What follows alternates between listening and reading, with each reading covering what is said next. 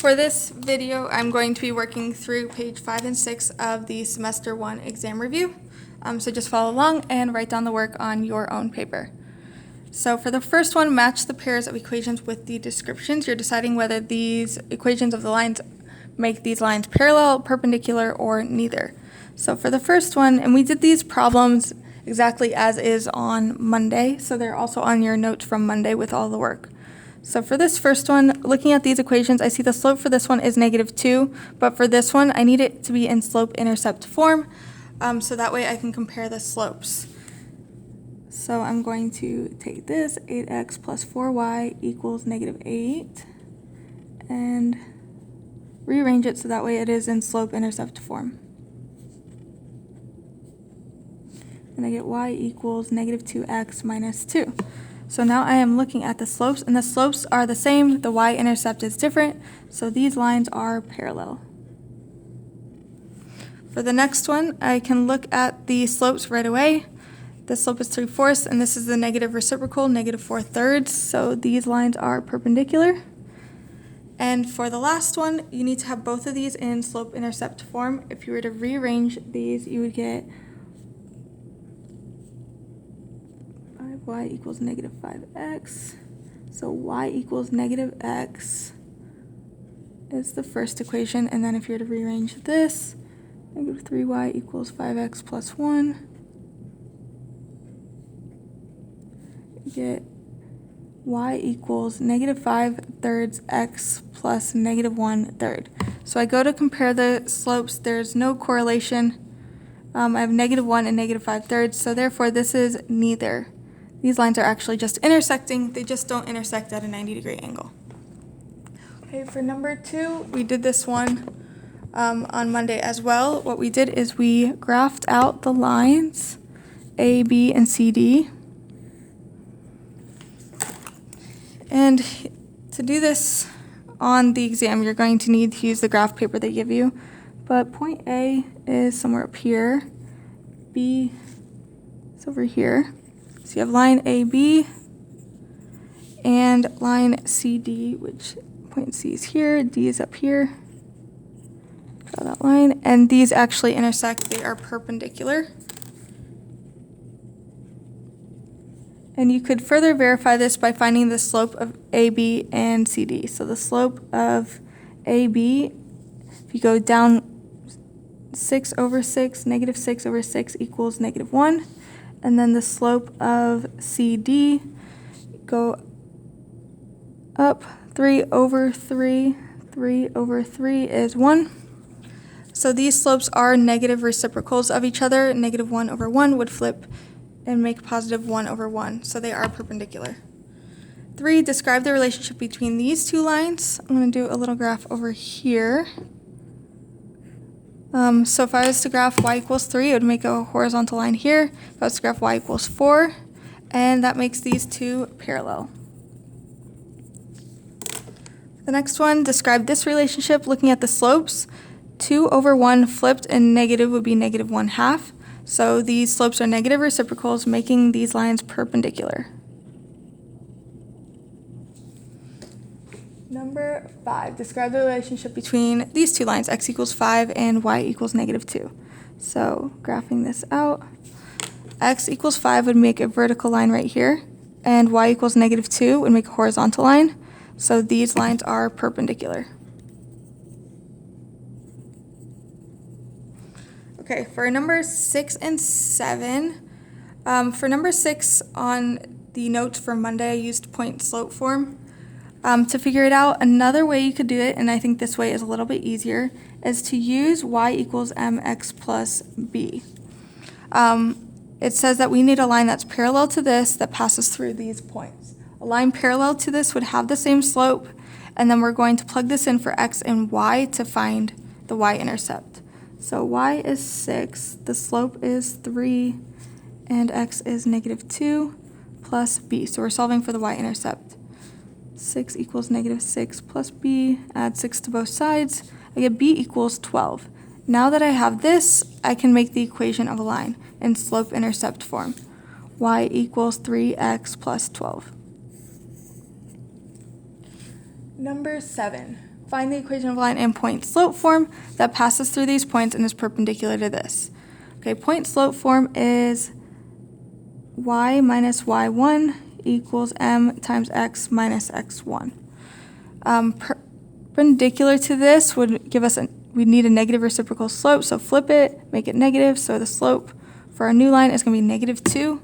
Using this equation, I need to plug in 0 and 2 for x1 and y1. Y minus 2 equals the slope of -2 times x minus 0. This, once it in point slope form, we can further simplify a little bit, but not too much. This is our answer in point slope form. So this is what you would be looking for in the answer choices. Okay, now we're transitioning to a different type of problem with congruent triangles. It says find the value of A, B, and C when these two triangles are congruent. A, B, and C. I'll start with B. I notice that these two angles correspond, so B must be 32 degrees. Let's see, then I can find A. So this angle is going to be the same measure as this one, so once I find this one, I can say that that's the same measure here. So I can do 180 minus 108 minus 32 to get, what does it come out to? 40.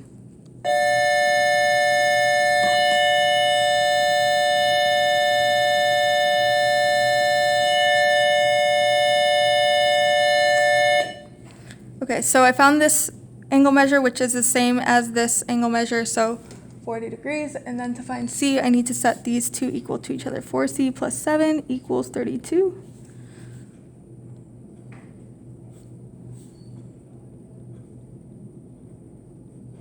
I get C equals 25 over 4. Or if I divide that, I get 6.25. I'm not sure what the answer would be in the multiple choice, but it could be either one of those. Number 2, same type of problem. We're going to be finding the value of A, B, and C. So let's see what we have here. It does say that these two triangles are congruent. This angle corresponds with this one, so B is 55 degrees. Then I need to find A. These two angles correspond, so 3A plus 50 equals 4A plus 46. And I can solve for A.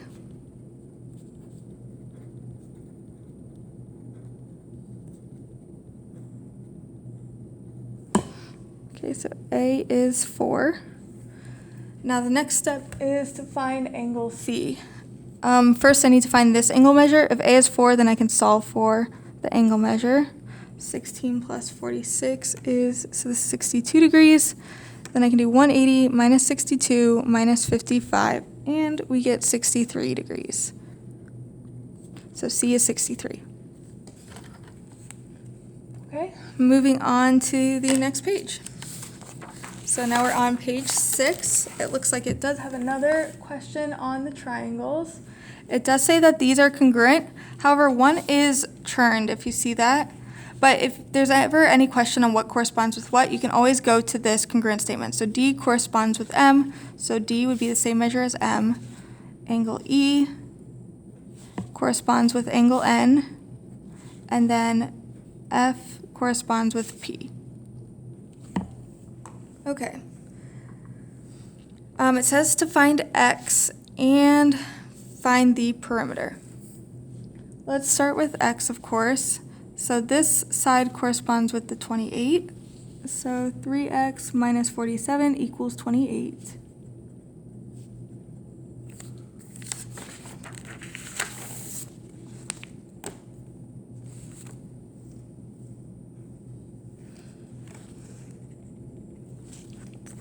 Plus 47, 75, and x equals 25. Okay, so now I have x.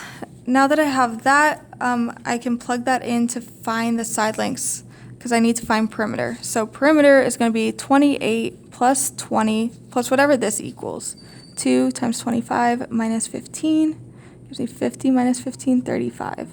So this is 35, so I can add that for the perimeter. 48 plus 35.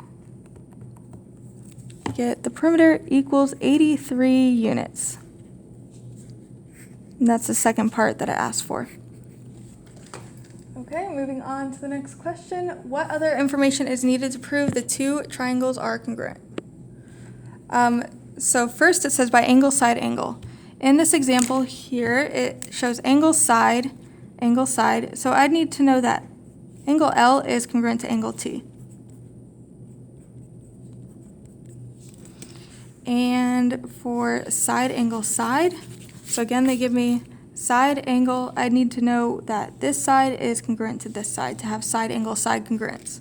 So I need to know that segment MK is congruent to segment SU.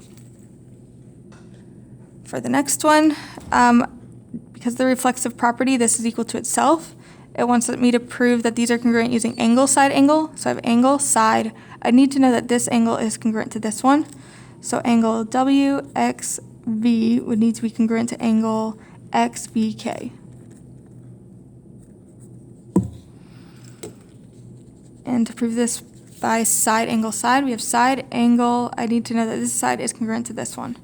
So I need to know that segment WV is congruent to XK. Which postulate or theorems listed can be used to prove that line A is parallel to line B? Okay, let's see what they have listed here. 1 is congruent to 2 because alternate interior angles. First of all, they're not congruent. Second, they aren't alternate interior, so no. 2, congruent to 3 alternate interior angles. No, they aren't congruent and they aren't alternate interior angles. 1 and 3 supplemental. No, they are corresponding. 1 and 4, they are supplementary, so that is yes. 1 and 3 are corresponding, yes, and you can prove that those lines are parallel with that. And the last one on the page, in the drawing below, identify the following. This is not multiple choice.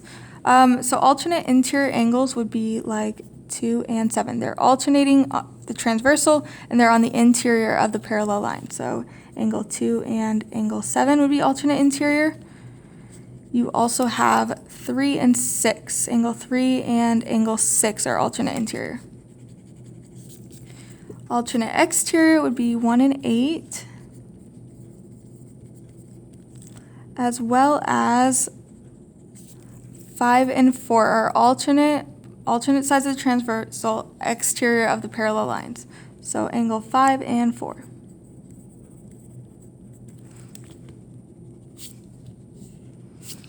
Consecutive interior. Consecutive means on the same side. Interior would be 2 and 3. Angle 2 and angle 3 are supplementary as well. Consecutive interiors are supplementary. And 6 and 7.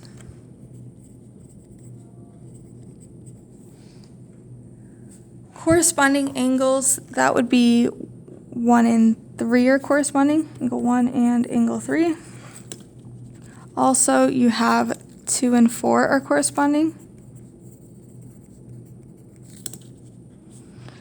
5 and 7 correspond, and corresponding angles are congruent. And then 6 and 8 are corresponding. And there you have it. That is the end of page 6. So you can click on the next video to see page 7 and 8.